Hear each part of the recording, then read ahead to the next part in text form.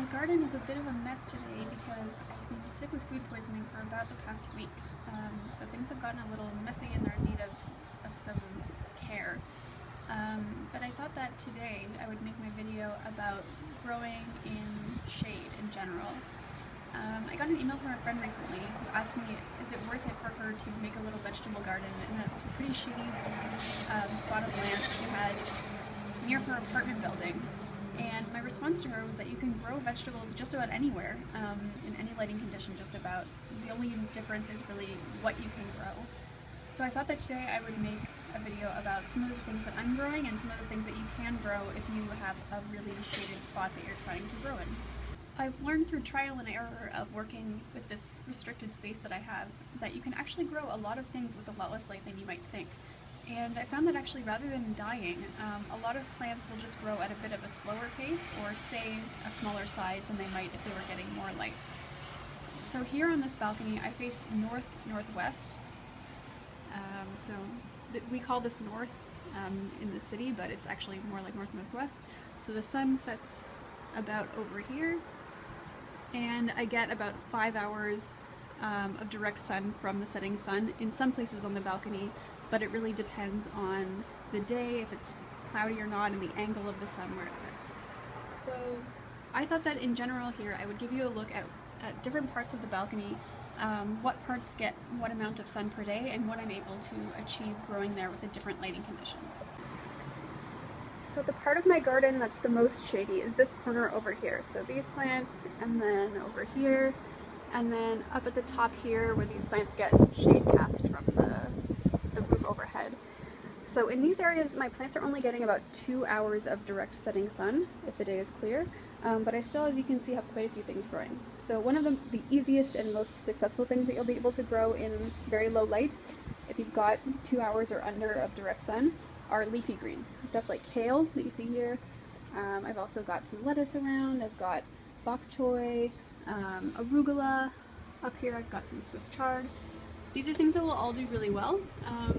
They may be leggy, and if I turn the camera up here you can see that my chard is pretty leggy, but the leaves themselves are still totally fine, and often the legginess will correct itself when the plant starts getting a little bit bigger. The stems will bulk up and it'll be great. Another point about having leafy greens with lower light is that they're prone to staying small and tender, which is not necessarily a bad thing if you want to be eating them raw or in salads. They're actually, I think, even tastier that way, but they will stay pretty small. So like my kales are only this big and they're not really closely bunched together, but for me it's not a big deal because I'm eating them raw. So leafy greens are a good thing to try if you have very low light. And also, another point is that they will be less prone to bolting when it gets hot, which is a problem that a lot of leafy greens have, so another potential advantage to that situation.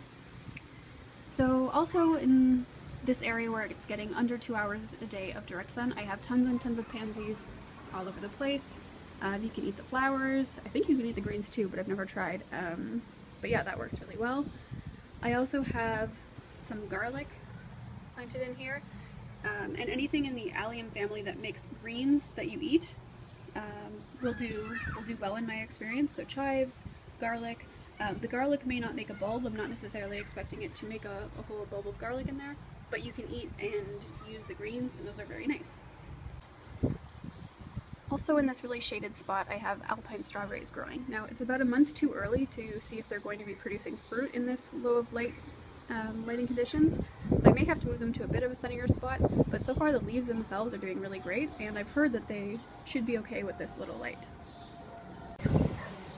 And another thing that I've found do really well with fairly little light are really soft leafy green herbs.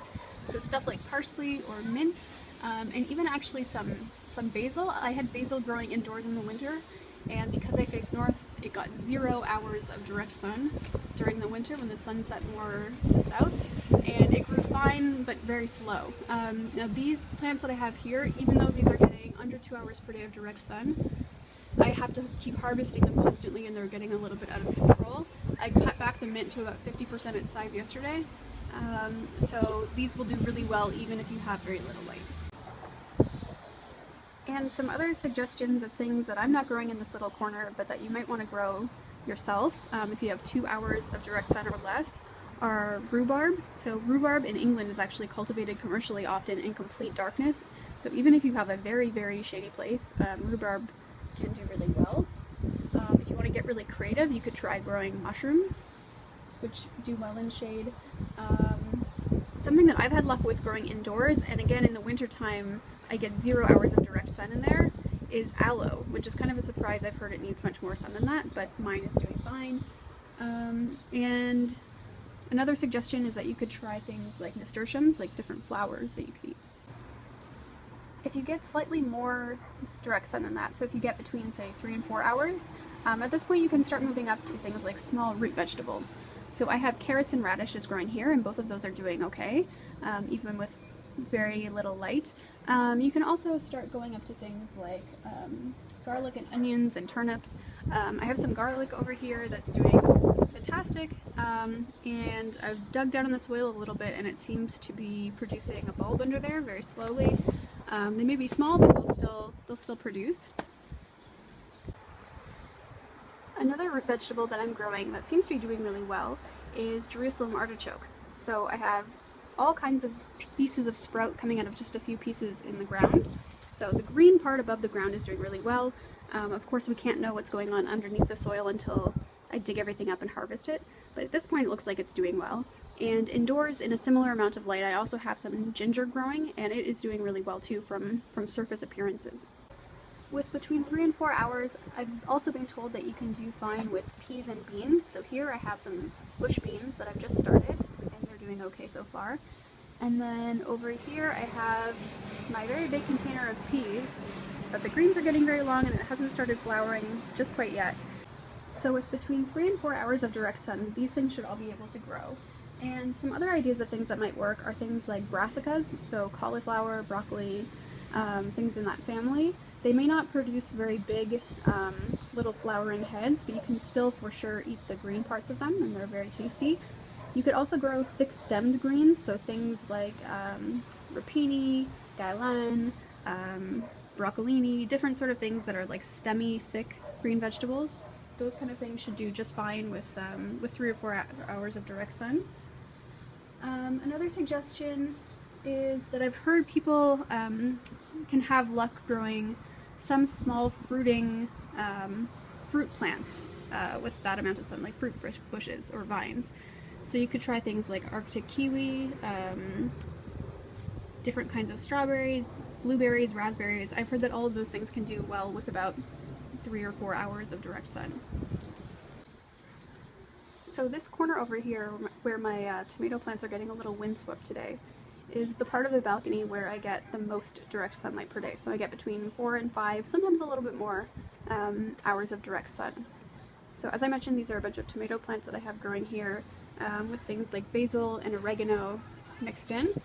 But if I zoom in, you can see there are all kinds of flowers and clusters of baby tomatoes that are growing all over the place here with only that amount of direct sunlight per day. So it's usually said that they need quite a bit more than that, but I'm having success with them nonetheless. Another thing that you can grow with that amount of light is similar flowering things like cucumbers, which is what I have here. So mine are still babies, so they don't have any cucumbers yet, but it so far looks good and they're producing flowers just fine. With 4 to 5 hours of direct sun, you can also grow more woody, sun-loving herbs. So stuff like thyme and tarragon, which is the 2 things that I have in this container here. And this is another thing that I keep having to prune back both of them at least once a week because they just get really out of control. So those or similar herbs that are kind of woody, like more sun, can do just fine in my experience with 4 to 5 hours of direct sun. So just to give some general tips about trying to grow edible things in very low light conditions. I mean, generally you want to give your plants as much light as you're able to give them, but for a lot of us we are living in high-rises or have balconies or very small yards, and we don't really have much choice or agency about the lighting conditions that we have. So I've got concrete walls here. It's not just a tree that I can prune or somehow move to get more light. This is as much light as I can get. So if you're in a situation like I have, especially where you're on a balcony and your overhead light is blocked because there's a balcony above you, so you can't get any overhead light during the day, the important thing is to try to locate your plants on a space where they're going to get either sun from the sun rising or from the sun setting. So that means that you want to put things on an east wall or a west wall. So I have an east wall here, so I get the setting sun from the west. And really that's what you want to be mindful of. Think about your space, think about the way that your walls face or that your garden faces, and think about what places are going to be likely to get direct setting or rising sun. Another thing that's worth doing, especially before the planting season, or if you have containers and you can move them, it doesn't matter as much. But it's worthwhile to go out at the time of day when you expect to be getting some sun, and then keep going out every half hour or so and take an inventory of what part of the balcony is lit up and at what part of the day it's lit up. So if I show you over here, you can start to see that at this point in the day, the direct sun line is just starting to swoop in, and then throughout the day it will go more like this and then kind of like that.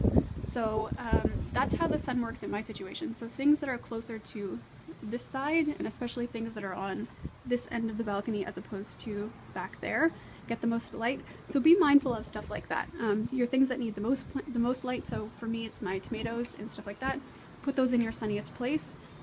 It's also a good tip, I think, to put things in containers, and that way if you know, you put your garlic over here and it's having a disaster, you can just rescue it and switch it out with something else. It's not a big deal to do. You don't have to lose your plants altogether.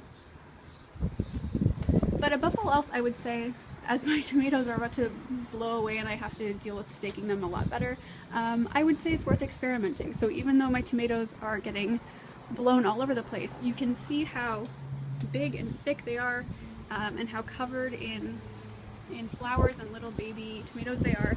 So they are not suffering at all, despite the fact that they are getting only a few hours of sun a day. And I don't think any expert gardener would have recommended that I try doing this. They would say it's a waste of space and time.